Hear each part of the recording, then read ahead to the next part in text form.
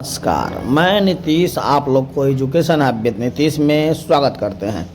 आज हम आप लोग के बीच लेकर आए हैं उत्तर प्रदेश अधीनस्थ सेवा चयन आयोग लखनऊ के द्वारा जो है विज्ञापन संख्या 1/2025 जो कि प्रारंभिक अर्हता परीक्षा प्रीलिमिनरी एलिजिबिलिटी टेस्ट 2025 से संबंधित एडवर्टीजमेंट है।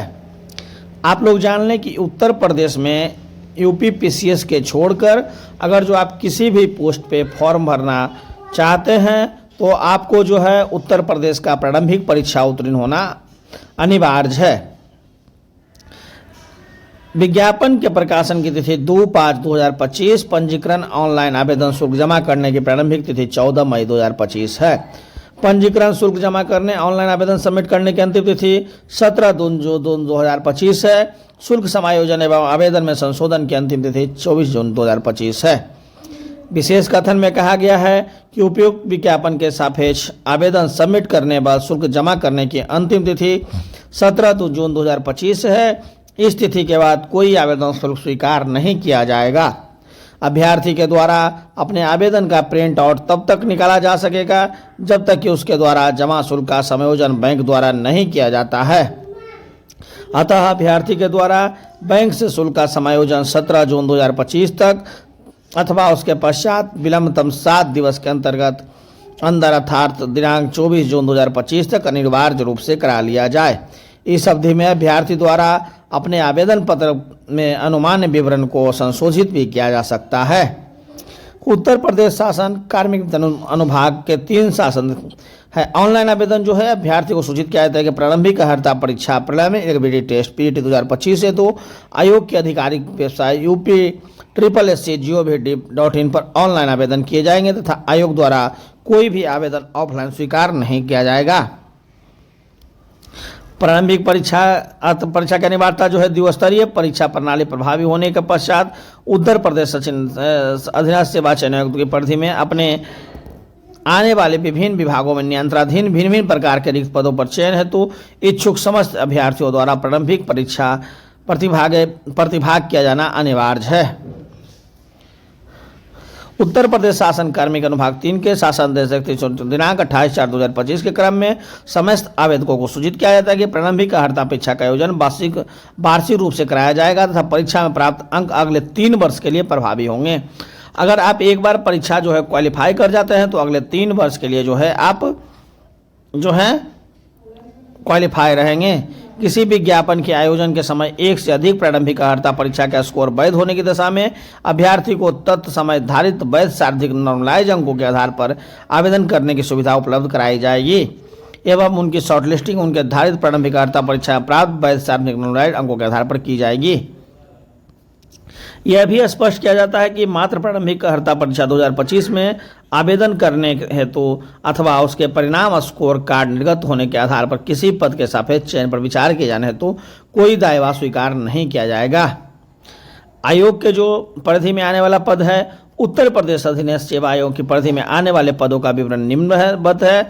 उत्तर प्रदेश अधीनस्थ सेवा चयन आयोग अधिनियम 2004 की धारा में 2 में निम्नवत उल्लेख किया गया है कि इस अधिनियम में उपबंध संबंध समूह ख समूह ग एवं समस्त सीधी भर्ती वाले पद के संबंध में जिनका अंतर्गत सचिवालय के भी पद भी है और राज्य सरकार द्वारा नियंत्रित किसी बोर्ड या निगम या किसी अन्य कानूनी निकाय में समस्त समूह ग के पदों पर भी लागू होंगे। परंतु राज्य सरकार अधिसूचना द्वारा किसी पद के आयोग को कार्य क्षेत्र से हटा या उसमें जोड़ सकती है।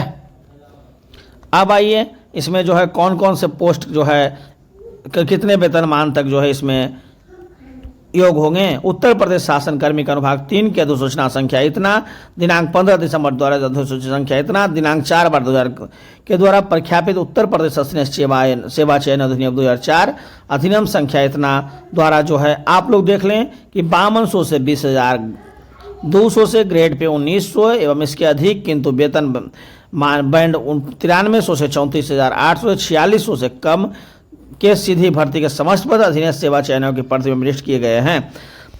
आपको जो 1900 से जो है level 2 level 3 level 4 level 5 level 6 और लेवल 7 के जितने भी पद हैं जो कि UPSSC के अंतर्गत आएगा। यूपी में कोई भी फॉर्म भरने के लिए आपको जो है यह एग्जाम क्वालिफाई होना जरूरी है।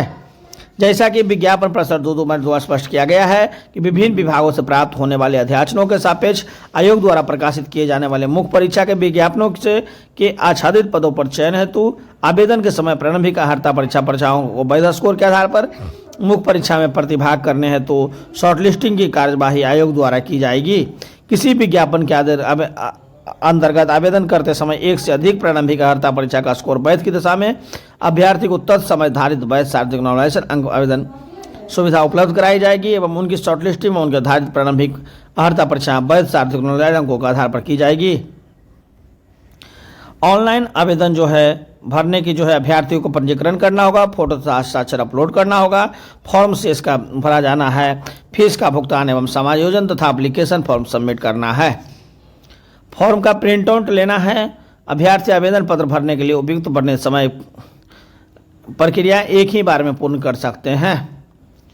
अभ्यर्थी को जो एज होगा, जो प्रारंभिक परीक्षा के लिए जो होगा 18 से 25 वर्ष होगा। 18 से 40 वर्ष के लोग जो है इसमें फॉर्म भर सकते हैं। अभ्यर्थी का पंजीकरण, कैंडिडेट रजिस्ट्रेशन, फोटो अपलोड करना, उसके बाद देखिए फॉर्म के इस विवरण को भरना, घोषणा भी करना है, शुल्क जमा करना है। उसके बाद जो है आपको इसमें जो है फॉर्म भरने का शुल्क जो है अनारक्षित सामान के लिए 185 रुपया, ओबीसी के लिए 185 रुपया, एसटी के लिए जो है 95 रुपया, एससी के लिए 95 रुपया और दिव्यांग अभ्यर्थियों के लिए 25 रुपया है।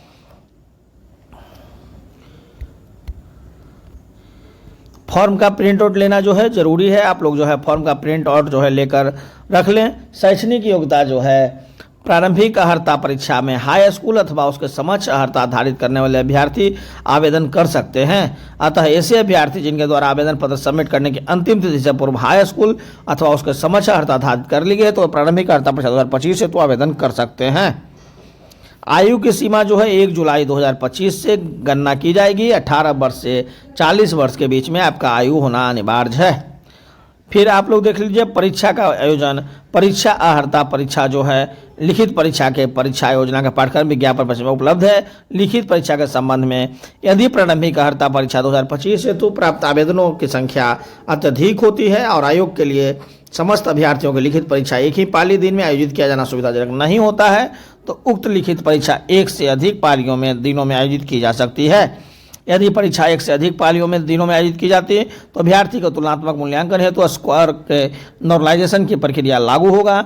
स्कोर के नॉर्मलाइजेशन की उक्त प्रक्रिया के संबंध में आयोग की सूचना संख्या इतना में 22 में अभ्यर्थियों को पहले ही सूचित किया जा चुका है।